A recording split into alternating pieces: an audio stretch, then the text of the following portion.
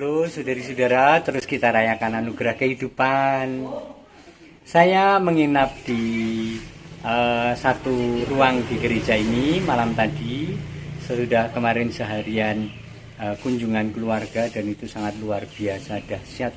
Bisa berkunjung dan berdoa bersama dari keluarga ke keluarga, dan hari ini saya masih meneruskan pelayanan itu sehingga masih ada di sini. Ini adalah Mloko Wetan, Mloko Manis Wetan, kecamatan Pundi nggih mriki nggih? Ngadirojo. Ngadirojo. Jaraknya sekitar 15 kilo nggih saka paroki. Kurang luwih. Nah, ada banyak yang menarik dan meneguhkan.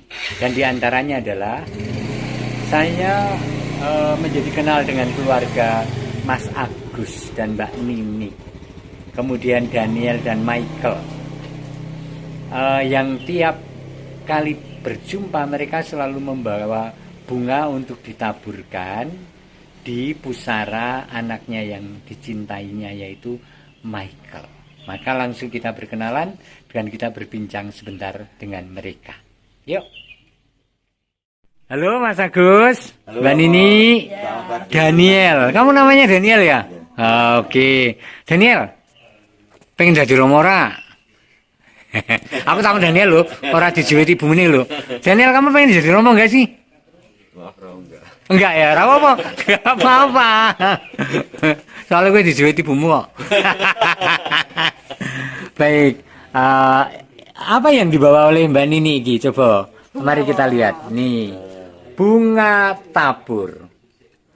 Dan setiap kali mereka mohon berkat atas bunga tabur, ini untuk menabur di pusara siapa?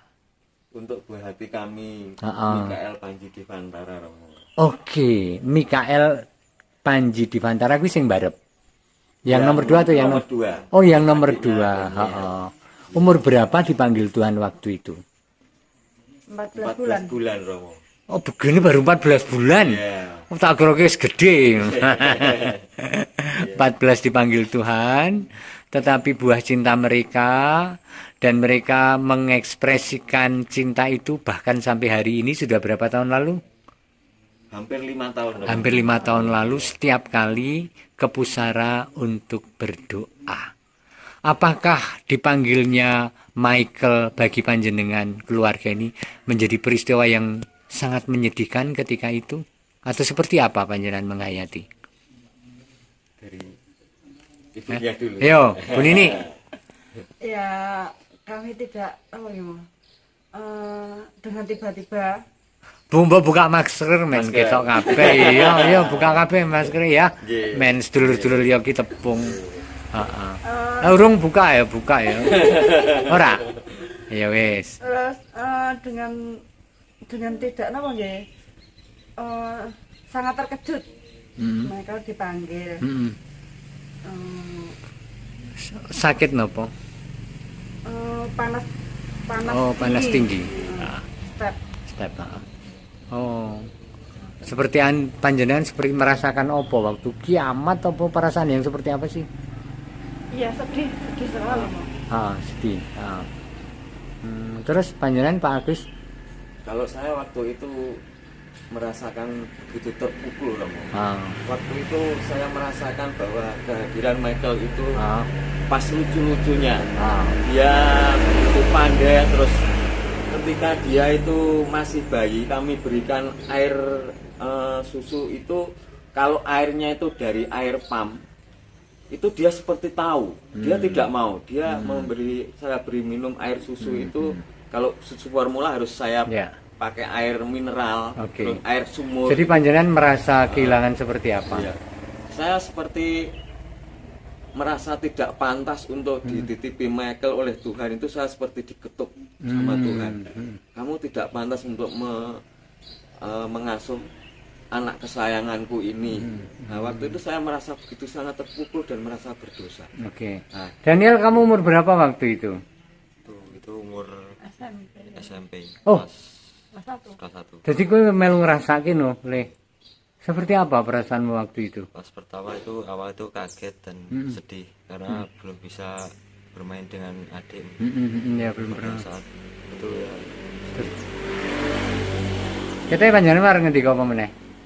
Nah, setelah itu terjadi sesuatu mujizat Romo. Yang saya rasakan waktu saya berdoa di pusara, buah hati saya Michael itu, saya seperti kehilangan kesadaran, terus diajak melihat semacam surga gitu Romo.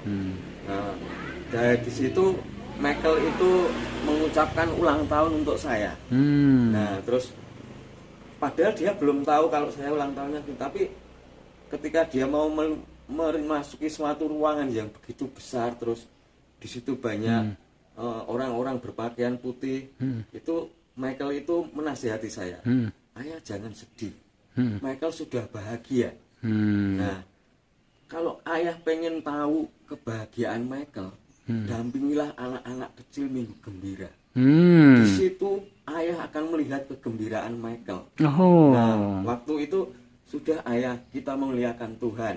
Waktu itu saya mau memeluk dia tapi saya tidak bisa, Romo. Nah, terus pesan Michael itu panjenengan wujudkan seperti apa? Saya akhirnya ikut mendampingi anak-anak Minggu Gembira yang waktu itu vakum. Nah, tidak ada kegiatan sama sekali. Terus saya mencari pembinanya siapa yang lama. Akhirnya kami mengkoordinir mereka. Terus kita gerakkan lagi Minggu Gembira, Piapir, sampai sekarang itu puji Tuhan masih bisa berjalan dengan baik. Ibu Nini juga mengambil bagian di situ? Terkadang ya, oke. Pasti lebih banyak kesibukan pekerjaan dan seterusnya nggih teng griya nggih di rumah. Lalu yang menarik adalah banyak orang dan semua orang pernah kehilangan orang yang dicintai. Tetapi panjenengan mengekspresikan itu dengan setiap kali datang ke pusara, ke makam dan membawa bunga. Panjenengan memaknai apa setiap kali datang ke makam dan membawa bunga? Saya memaknai bahwa walaupun kami sudah berbeda tempat, tapi kami tetap satu. Kami tetap merasa dekat, dan saya yakin sebenarnya Michael sudah tidak ada di situ. Dia sudah bersama Allah Bapaknya di surga yang sejati. Tetapi waktu itu kami menghormatinya, menyemayamkannya di pusara itu, dan kami berusaha untuk mengingat dia. Kesayangan kami wujudkan untuk mengunjungi dia di tempat yang bisa kami kunjungi. Kan budi Pak? Gitu Romo. Ya. Dan itu jadi satu kegembiraan Romo. Gitu. Nggih. Dan kenapa bunga? Dan setiap kali bunga maksudku begini kan, menjadi tidak praktis. Setiap kali harus cari bunga, itu mundut apa? Kadang beli, kadang petik di tempat kita Romo ada. Dikasih di pintu kulkas itu Romo. Oh gitu ya. Jadi udah disimpan tuh beberapa kali. Rata-rata tiap berapa hari sekali panjenengan ke pusara? Enggak perlu. Dulu pernah setiap hari. Terus akhirnya ada suatu suara yang mungkin itu kami rasakan secara pribadi dari Michael, itu seperti tidak usah tiap hari. Tetapi kalau ayah merasa gembira atau apapun itu ketika pengen ke sana, tidak apa-apa. Baik, saudari-saudara, anak kecil tentu saja tidak punya dosa. Maka kematian seorang anak memang memilukan setiap orang. Karena kalau dengan anak kita itu kan mengatakan anak kita. Kalau anak kecil ya kan semua orang merasa memiliki bahwa itu bagian dari hidupnya. Saya juga kalau khotbah tentang kematian anak kecil ya anak kita. Bukan anak Ibu Agus, bukan.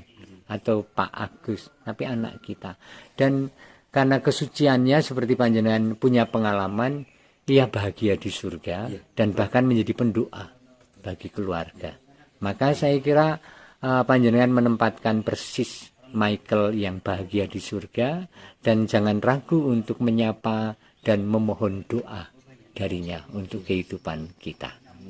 Selamat, tetap setia dan bersatu dengan Michael, walaupun kalau panjenengan berlelah-lelah tidak selalu harus nyekar ya. Jadi yang penting adalah menghadirkan dalam doa supaya ia selalu mendampingi, hadir dalam persiaran keluarga.